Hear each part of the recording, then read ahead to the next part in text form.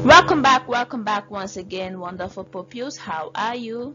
I hope you're bobbing good. And this is for our week 8 work on religion and national values for basic 4. How did you see your week 7 assessments? Hope you could answer them and the computer scored you very well. Good. So right now under this religion and national value for this, we are looking at social studies as our theme and our topic, factors that hinder growth in children. As of our 5th or 4th week, we talked about growth, which is physical development. We talked about signs we observed in children that shows they are growing or they are developing. For the ladies, they start having larger hips and they start having soprano voice, they start having bust, broader chest, and they start looking more beautiful. And for the men, their voice becomes harsh, and they start growing hairs, even the females in their pubic areas, and they start growing beards. They also get broader chest, and that is it. So right now we are looking at what can hinder someone from growing. Some people you see, they look so small, they are adults but they look like a child. You'll be like, why didn't they grow? What, did God forget to grow them? So let's look at these factors that hinders growth in children. But first, before looking at the factors, we are looking at our objectives. They said by the end of this lesson, you as a learner should be able to explain the factors that hinders growth in children. What are these factors? Growth and factors that hinder growth in children. Growth simply means, or is simply known as physical development. It is the remarkable and outstanding increase in a person's body rather than their mind. When someone is bigger than, some people say they grow like agric. You can see a child of 9 years looking like a child of 20 years. You can see a small girl, you say, this is auntie. Yes. And you can only find out from the way they talk, the way they play, you know that their mind has not really grown that big. Do you get it? That's why we say be rather than their mind. So now let's look at these factors we're talking about. Number 1 is infection transferred from mother to child. Sickle cell, HIV,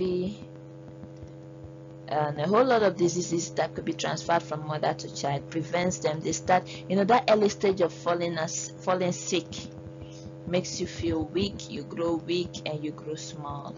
That is why you don't grow big. Next is poor feeding. We tell this and tell this more and more. When you see someone that is not feeding fine, you will know they won't grow well. When they say balanced diet, eat healthy food, make sure your food is balanced. This is to enable you grow. Inside the foods are grouped into 4, right? We have energy giving food, body giving food, protective food, and refuges. So all this food helps to do what? To make one grow big and strong. Too much labor, working too much. All these people that go for houseboy and house girl that are given all the chores in the world to do, you will see them, they will start looking petite. For those that fall under wicked madam or oga, but those that are lucky to fall under kind people, they will be taken care of. They won't have much to do. They will just do the normal work a child is expected to do, and that is it. But when you're giving a child work more than he or she ought to do, you are affecting their growth. So mom and dad, look out for your children. Make sure they are not doing work more than them. And even that girl or that boy helping you at the house, make sure you are not giving him or her much work to do, so you don't tamper with their growth. Next is hereditary and gene. Maybe you will see a child that is 10 years old in your class and he is like someone that is in primary 2. If you look around, you will see his father is actually short too.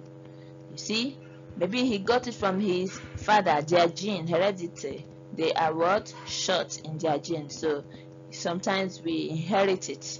We inherit growth. Like I am 5'6" I'm 5'6" or 5'6", 7 inches, and you know what? I got that from my dad. My dad is a tall man. He's 6 foot tall, so I had to be tall. I got to be tall. No, I checked lastly, and I think I was 5 feet 5 feet 8 yeah, because I was thinking I was 5 feet 10, and when I checked I found out I was 5 feet 8. I was like, wow, -2. So yeah, I'm 5 feet 8, so I am quite tall as a lady, and that is gene. And thank God I ate well while growing up.